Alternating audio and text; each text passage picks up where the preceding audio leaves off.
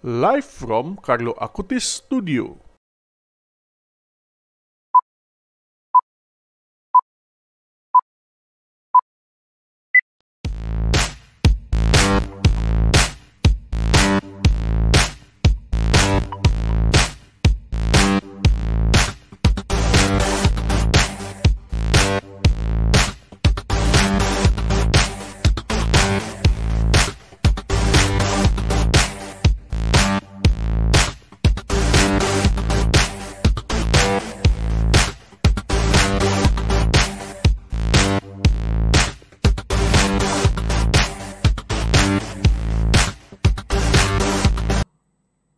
Sobat Obrasan yang ada di rumah, apa kabar semuanya? Wah, luar biasa ya tentunya. Bagaimana kabarnya nih? Sudah lama program Obrasan Paroki Algon ini sedikit-sedikit tertidur. Mungkin karena pasca pandemi ya, Sobat Obrasan. Tapi nggak apa-apa. Kali ini kita berjumpa kembali dan tentunya saya sebagai host malam hari ini tentunya Lucy Gawa. Dan saya membawa narasumber nih ya. Narasumbernya nih jauh nih. Bukan dari Paroki Algon, dari tetangganya Paroki Algon ya. Seorang Romo ya, seorang Romo tetangga. Tetangga itu ada Paroki Stefanus, ada Paroki Yakobus. Kira-kira mana ya? Wah, siapa dia? Narasumber kita. Baik, kita perkenalkan dulu. Silakan Romo. Halo semuanya. Saya kenalkan ya. Jadi saya pertama-tama nama saya Romo Franciscus Saverius Gunawan. Saya imam komunitas Immanuel dan juga tentu saja Imam Kuskupan Surabaya gitu. Jadi saya Imam Kuskupan Surabaya yang tergabung dalam klerikus komunitas Immanuel begitu. Lalu saya bertugas di Santo Yakobus Citraland Surabaya gitu. Kurang lebih itu ya. Terus apa lagi yang ada tugas lain enggak Romo? Pasti iya. Pengen tahu nih Romo. Di Santo Yakobus saya menjadi rekan pastor paroki ya.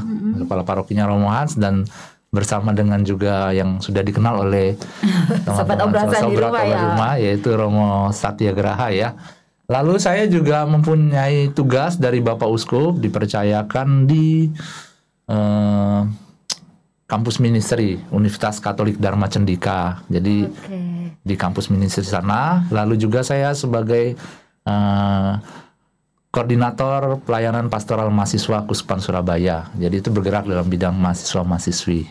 Itu bersama juga dengan dua Romo lainnya, Romo Elva dan juga Romo Dewo. Begitu. Oke. Wah, Romo kita ini sibuk sekali ya, Sobat Obrasan. Kali ini kita mau membahas apa begitu ya.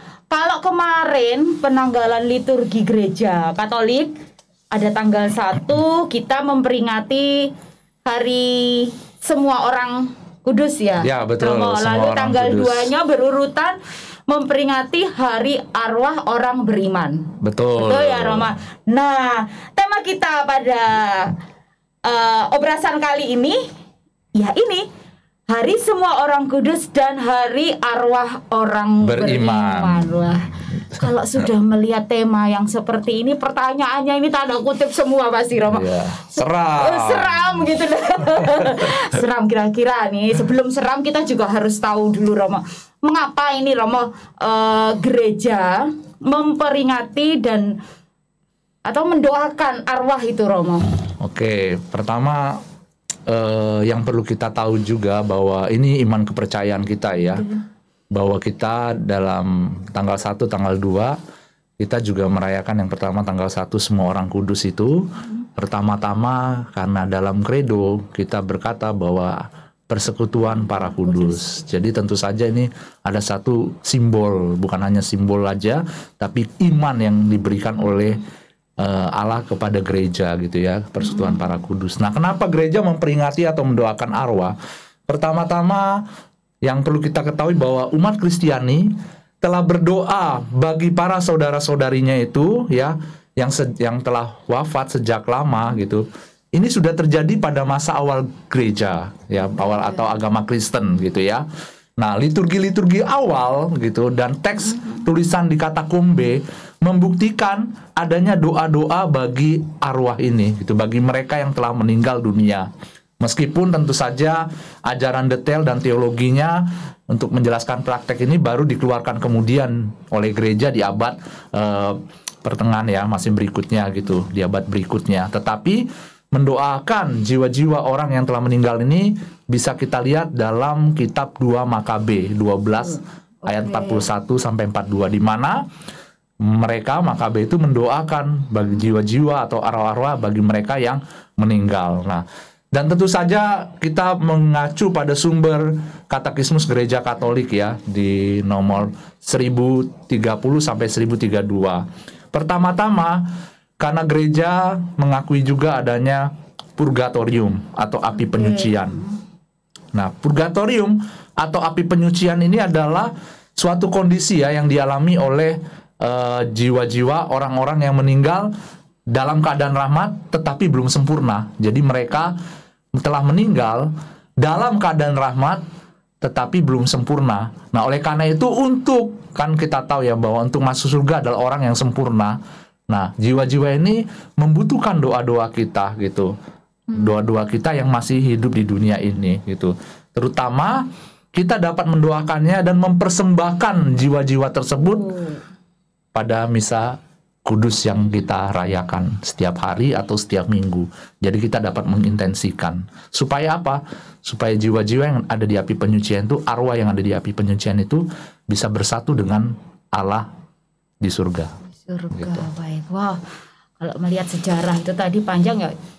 Saya juga pernah baca itu ya, Romo, kalau bahwa pada zaman itu para prajurit itu yang gugur lalu mengumpul membawa jenazah mereka lalu dikumpulkan lalu tulangnya itu disimpan ya di ini ya. Didoakan. Artinya mereka memang dari zaman waktu itu sudah benar-benar bahwa arwah itu benar-benar ditempatkan yang kudus gitu ya, benar-benar berharga gitu meskipun sudah tiada begitu ya, Romo. Yeah. Nah, Romo, kalau kadang enggak hanya anak-anak nih, saya pun juga bertanya-tanya, mengapa gitu Romo bulan November itu diperingati sebagai bulan arwah? Kan ada Januari, ada Februari dan seterusnya. Maret, kenapa gitu ya. harus bulan November begitu, Romo? Nah, dari sejarah gitu ya, memang kita tidak tahu pasti bagaimana November ini menjadikan peringatan untuk arwah orang beriman. Tetapi ada sejarah yang mengawalinya. Jadi tidak pasti ini karena ini ya gitu, enggak. Tapi ada sejarahnya gitu.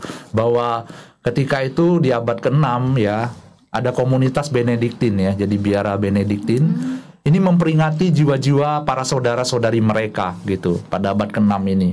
Pada hari perayaan Pentakosta gitu ya. Nah, perayaan hari arwah ini menjadi peringatan universal akhirnya gitu. Di bawah pengaruh Rahib Odilo namanya dari Cluny pada tahun 998. Nah, ketika ia menetapkan perayaan tahunan di rumah-rumah Ordo Benediktin gitu. Nah, pada tanggal 2 November itu dilakukan oleh Rahib Odilo itu. Nah, kemudian praktek ini menyebar di kalangan biara Kartusian gitu. Jadi praktek-praktek yang 2 November ini dirayakan terus-menerus oleh para biarawan-biarawan di Kartusian. Nah, sehingga mungkin saja dari sana gereja Katolik merayakan pada tanggal 2 November seperti juga gereja Anglikan dan juga sebagian gereja Lutheran gitu. Nah, dari keterangan di atas memang kita tidak tahu pastinya itu kenapa 2 November ini bukan Januari, bukan Februari, tapi betul. Kemungkinan karena dari praktek tadi itu ya, praktek biara Rahib Odilo itu kepada yang lainnya gitu.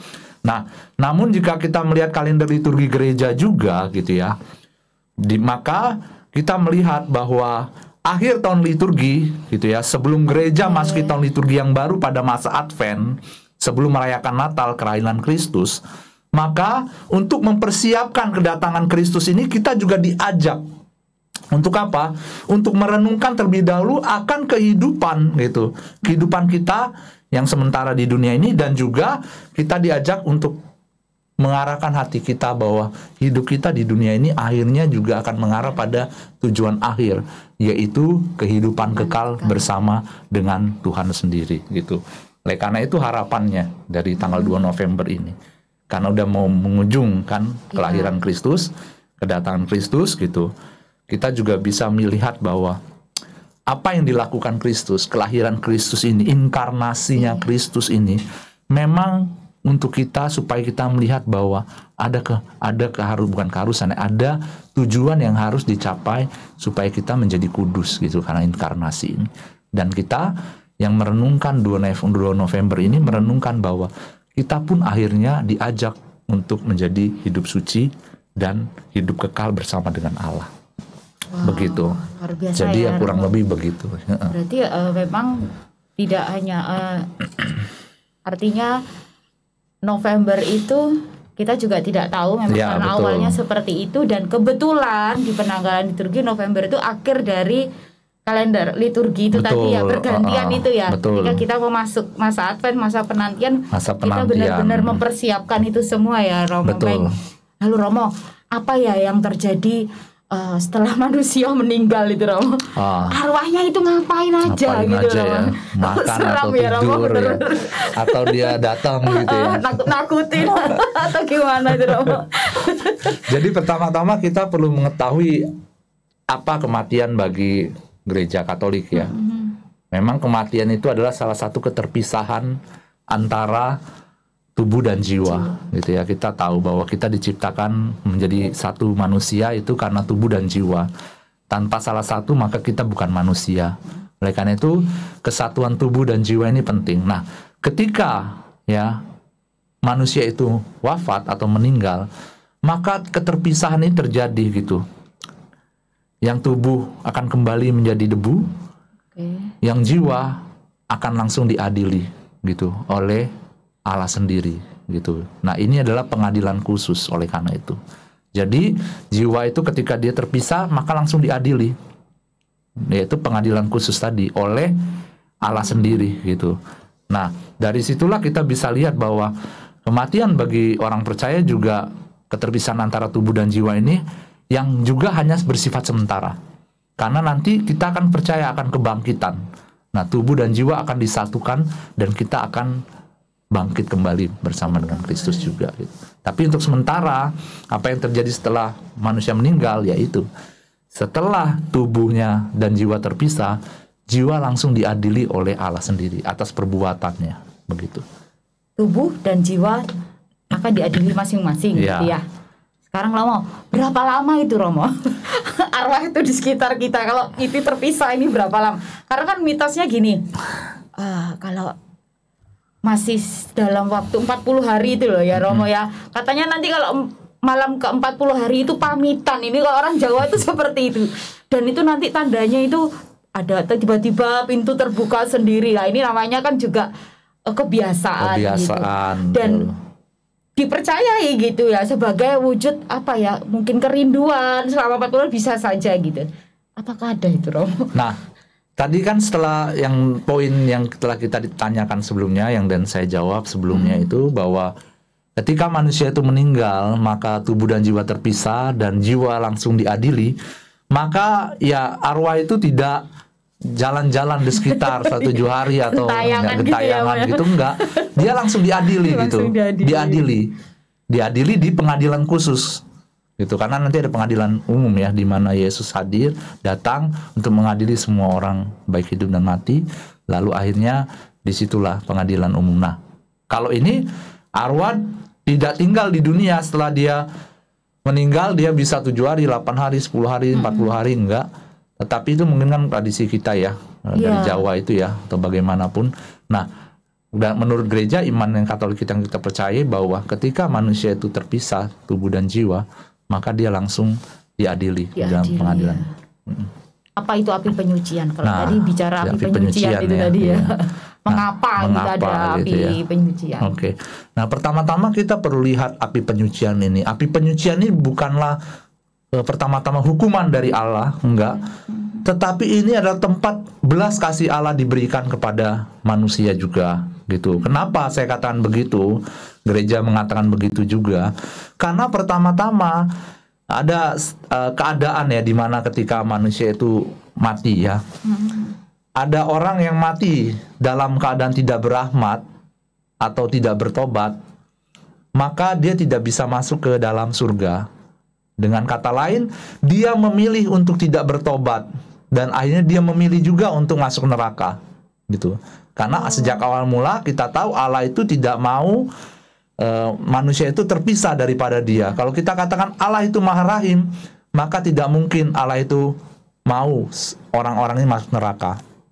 Tetapi karena orang yang meninggal tersebut tidak dalam keadaan berahmat dan dia mempunyai dosa berat, tidak bertobat, maka dia, jiwa tersebut memilih untuk tidak mau bersatu dengan Tuhan. Nah, ada dalam keadaan juga manusia yang meninggal dalam keadaan berahmat tetapi belum sempurna. Nah, ini yang akan ada di dalam api penyucian. Tetapi juga ada jiwa-jiwa yang meninggal dalam keadaan berahmat dan sempurna, maka dia akan langsung masuk surga. Jadi nggak semua orang di api penyucian. Kayak kita contohnya Santo Santa, orang-orang suci, itu langsung masuk ke surga. Analoginya seperti begini. Misalnya nih Mbak Lucy, kalau Santa Teresia dari Kalkuta, dia masuk surga, wajar atau tidak? Wah, wajar Romo. Nah, wajar ya. Kalau Romo Gunawan, kan mikir-mikir ya, saya juga belum dalam keadaan sempurna. Masa ya, mau masuk langsung ke surga? Saya sendiri loh, bukan Tuhan. Tuhan sih sebenarnya mau, ayo kita semua masuk surga. Tetapi api penyucian ini katakan memang dia belum sempurna dan jiwa tersebut berkata memang saya belum sempurna. Saya mau menyucikan diri dulu begitu. Nah, api penyucian itulah ya tempat. Jadi bukan api penyucian ya, bukan pencucian. Penyucian ya. Suci gitu ya. Suci bukan pencucian gitu. Nah, ini adalah kondisi yang dialami oleh jiwa-jiwa orang-orang yang meninggal dalam keadaan rahmat tapi belum sempurna.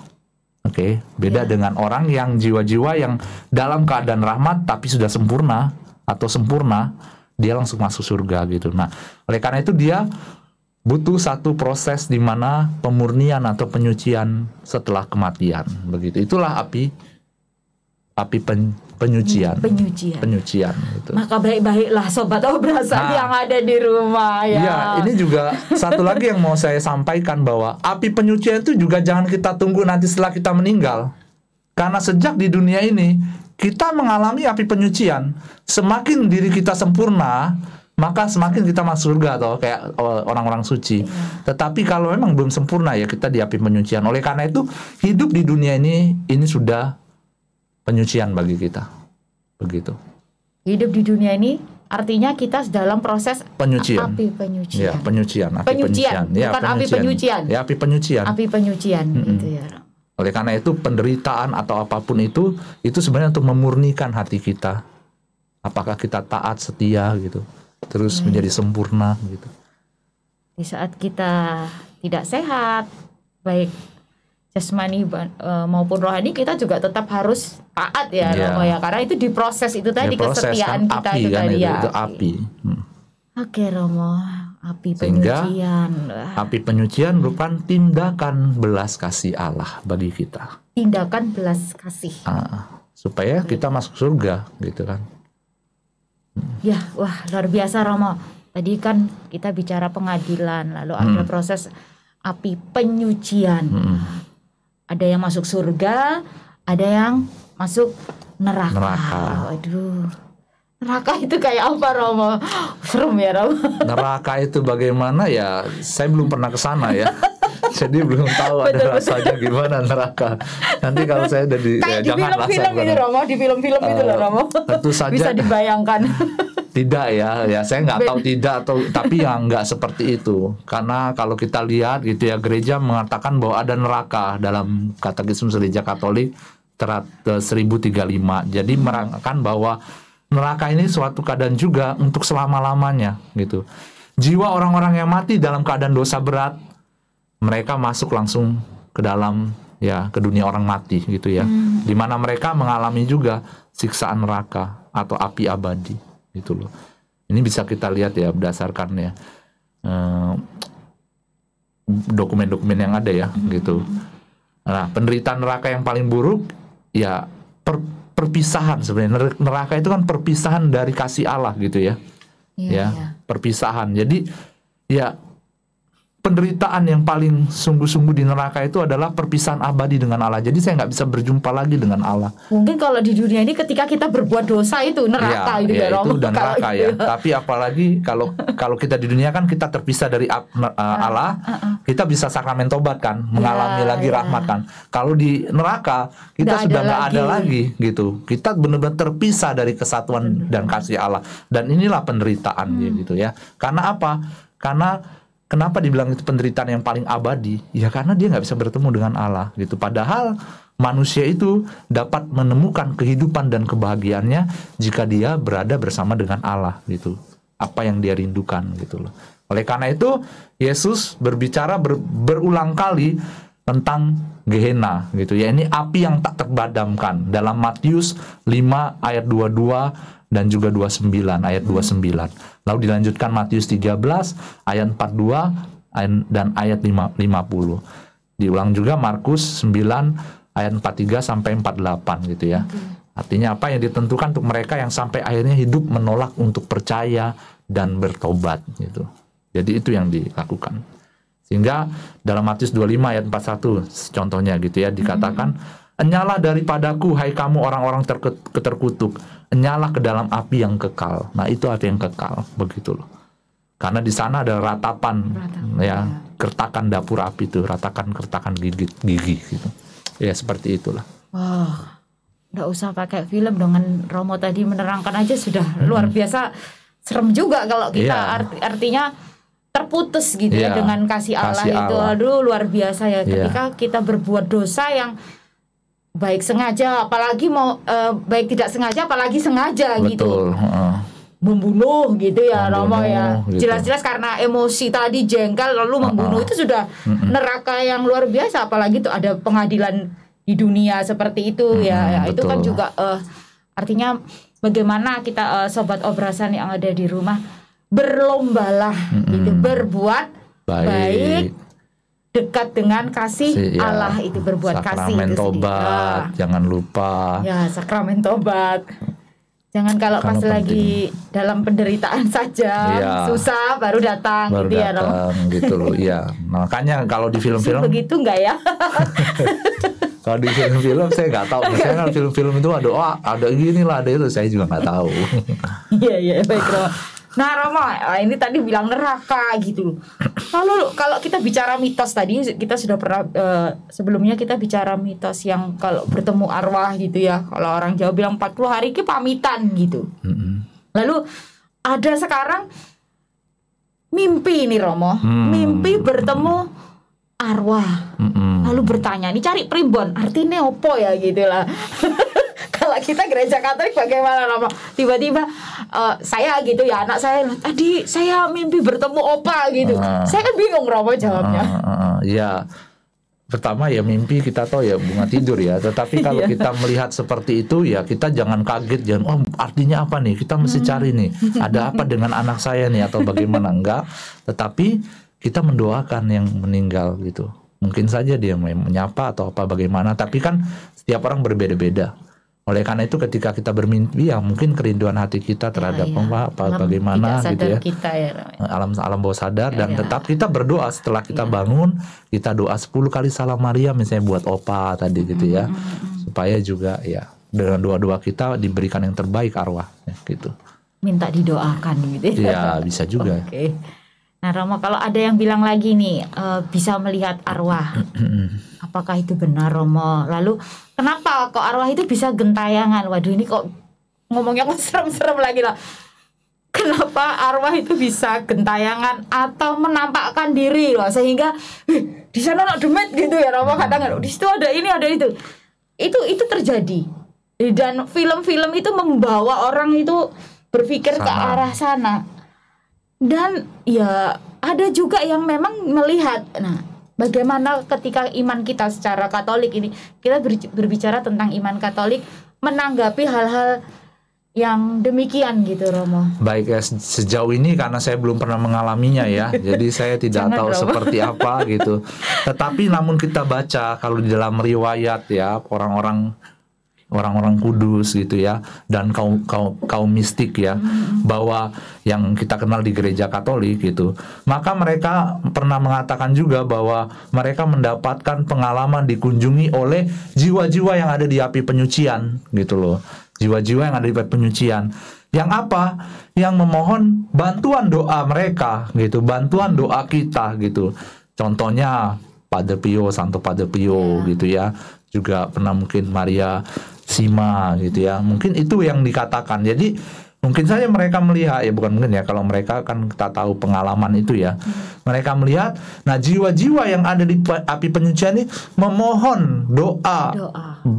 Dari mereka supaya apa? Supaya jiwa-jiwa ini cepat terangkat ke surga gitu. Dan oleh karena itu ya seperti itu gitu, yang harus dilakukan gitu ya. Jadi contoh-contoh itu yang mungkin hanya saya bisa berikan karena saya belum pernah mengalami ya bagaimana ya, tapi ada orang-orang tertentu yang memang hidupnya seperti itu gitu, yang kita tidak mempunyai begitu. Ya kurang lebih segitu, kurang lebih. Bicara arwah, bicara neraka.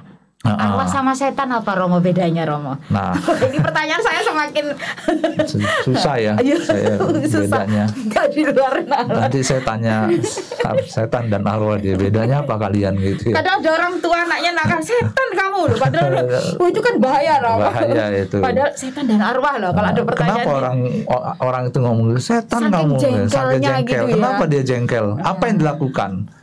Kayak tahu-tahu setan itu perilakunya gimana ya itu. Mungkin dia begitu ya taunya.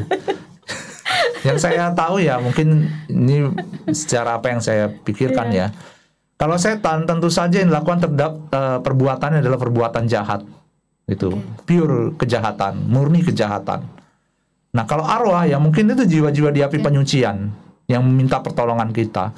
Tapi kalau setan, dia tidak akan bisa masuk gitu ya ke surga, karena dia memang ada untuk memang menguji bukan menguji juga, tapi memang itu perbuatan yang jahat. Dia menggoda dan sebagainya, menjatuhkan kita gitu. Oleh karena itu mungkin tadi perkataan yang setan titik-titik kamu itu karena mungkin dia melihat tindakannya jahat gitu, makanya dia ngomong gitu. Tapi ya itu kurang pantas memang ya kalau kita sebutkan itu ya. Nah, tapi ya setan ini yang menurut saya seperti setan dan arwah, setan adalah ya setan, iblis. Dia iblis gitu, yang sama seperti mungkin menggoda Adam dan Hawa dulu, yang sama mau menjadi seperti Allah gitu ya, dan semuanya ya itu setan. Dan setan iri dengan manusia gitu, karena manusia dicintai gitu ya, dicintai oleh Allah. Badan ya itu. Nah, iblis inilah itu setan.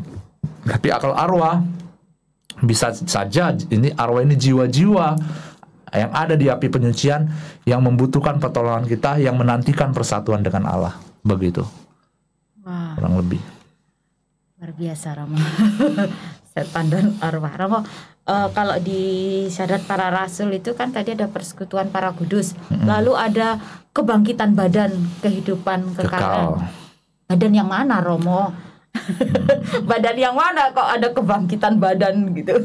Jadi badan kita tahu yang tadi ya, ketika tubuh kita meninggal, maka tubuh akan terpisah dari jiwa gitu. Dan nah, bahwa tubuh kita percaya akan dibangkitkan kan. Oke, karena itu kita katakan kebangkitan badan. Nah, kebangkitan badan yang di sini yang dimaksud adalah badan yang telah terurai dan hancur akibat kematian gitu, akan dibangkitkan pada akhir zaman dan kemudian akan bersatu dengan jiwa masing-masing ya, badan kita gitu, badan kita. Dengan demikian setiap individu akan kembali mempunyai persatuan antara jiwa dan tubuhnya dan badan, dan kemudian hidup dalam keadaan kekal. Nah, para bapak gereja mengajarkan demikian. Tubuh ini akan bangkit lagi dan diadili, dan kita akan menerima penghargaan kita di dalam tubuh ini gitu. Jadi yaitu tubuh yang terurai yang dulu itu dibangkitkan kembali gitu. Oleh karena itu dasarnya dari kebangkitan ini mensyaratkan identitas tubuh sebelum dan sesudah kebangkitan gitu loh. Jadi ini yang diajarkan. Atau Santo Thomas Aquinas mengajarkan orang akan bangkit lagi dengan kemungkinan terbesar akan kesempurnaan alami. Sehingga artinya tubuh yang bangkit di sini di tahap usia yang sudah dewasa, gitu, bukan anak kecil atau bagaimana. Integritas dari tubuh setelah kebangkitan juga mensyaratkan organ-organ tubuhnya, gitu, organ tubuh dan pembedaan jenis kelamin. Jadi tetap ada itu ya. Tetapi dia hidup dalam kesucian. Nah, berdasarkan ajaran para rasul ini, maka para teolog mengkelompokkan 4 karunia sehubungan dengan kebangkitan badan orang-orang benar. Yang pertama, tidak dapat menderita. Jadi tubuh itu yang tadi, yang korup, yang terurai, itu akan dibangkitkan lagi dengan sempurna, bergabung dengan jiwa, ya bersatu, hidup kekal bersama dengan Tuhan, tetapi dia tidak akan mengalami penderitaan lagi. Jadi nggak ada menderita lagi, tidak dapat mengalami sakit ataupun mati karena dia sudah hidup kekal, tubuh dan jiwa, gitu ya. Lalu yang kedua dikatakan subtilitas ya. Subtilitas ini yaitu sebuah kodrat rohani atau spiritual yang sempurna, gitu, karena dia telah bersama dengan Allah. Dan yang ketiga adalah agilitas, yaitu kemampuan tubuh untuk mentaati jiwa dengan kemudahan yang sempurna, gitu. Jadi tubuh ini akan melakukan apa yang dikehendaki jiwa, gitu. Jiwanya kan tentu saja suci, maka tubuh juga akan menghendaki kesucian, gitu. Beda dengan kita ya, sekarang tubuh kita kan masih. Tapi Romo, kalau ini berbicara badan, saya bicara tentang fisik, gitu ya Romo. Bagaimana orang-orang yang tertabrak, gitu ya, ini bicara organ tubuh yang mungkin tidak ketemu matanya atau apa, atau orang yang dibunuh, dipotong-potong, nah seperti itu. Artinya badan mereka itu kan tidak yang dikremasi. Iya, maksudnya tidak, mungkin ada yang masih belum sempat terkumpul, ini sudah dimakamkan atau dikremasi. Bagaimana Romo dengan yang seperti itu? Ya, saya rasa yang seperti itu. Allah kita Allah yang Maha Kuasa ya. Dia dapat membuat semuanya itu menjadi mudah, gitu. Jadi apapun yang mustahil bagi manusia, bagi Allah tidak mustahil. Jadi dia bisa memberikan semuanya, membuat itu menjadi indah. Jadi itu, gitu loh. Jadi nggak masalah menurut saya. Artinya jangan berkecil hati ya Roma. Mungkin kan kalau ada keluarga yang terus karena saudaranya meninggal kecelakaan seperti itu kan, waduh, ada organ tubuh yang belum ketemu, sampai ya akhirnya nanti matanya begini gini. Nah itu kan menjadi wah mungkin di dunia begini-begini ya. Itu artinya Tuhan tidak melihat itu semua ya. Karena Tuhan kan Allah yang Maha Kuasa, yang sempurna. Dia dapat menciptakan dari yang ketiadaan menjadi ada, gitu. Ya. Jadi baik, itu Roma, bisa dilakukan. Berbicara kita dengan Hari Orang Kudus dan Arwah, gitu kan. Umat itu sering kalau di misa arwah itu nitip intensi misa, Romo. Nah, kebiasaan ya ini ya tanggal 2 November itu ya kita mengintensikan keluarga-keluarga kita. Lalu apa bedanya Romo, umat yang hanya menitipkan tapi dia tidak misa?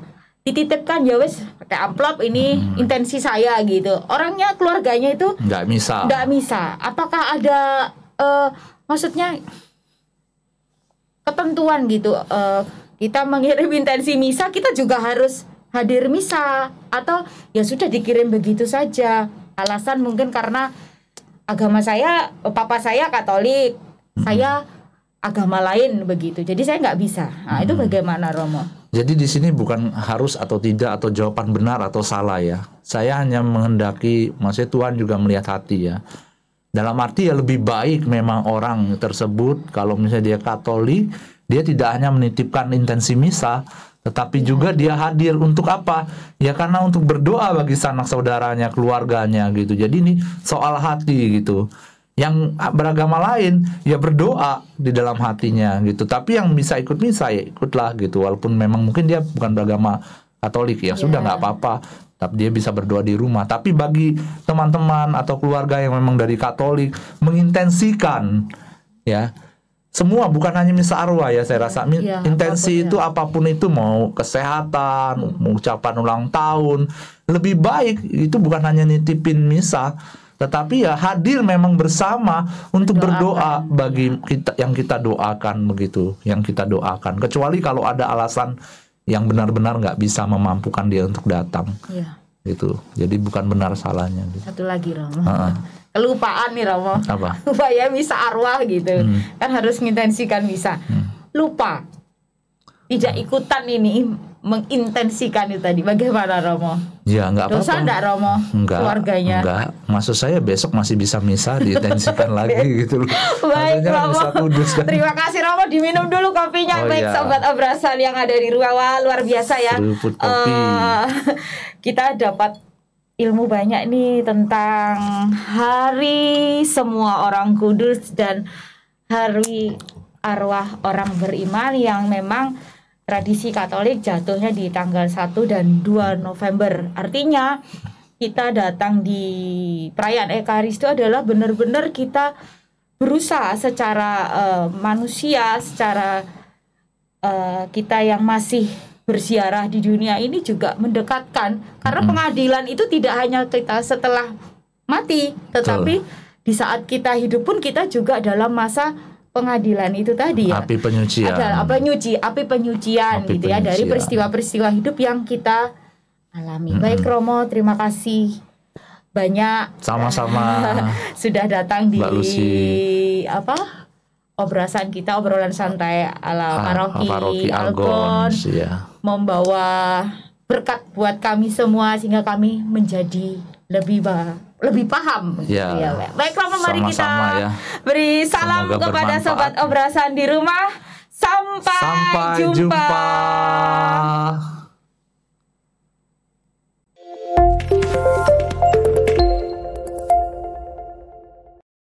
Live from Carlo Acutis Studio.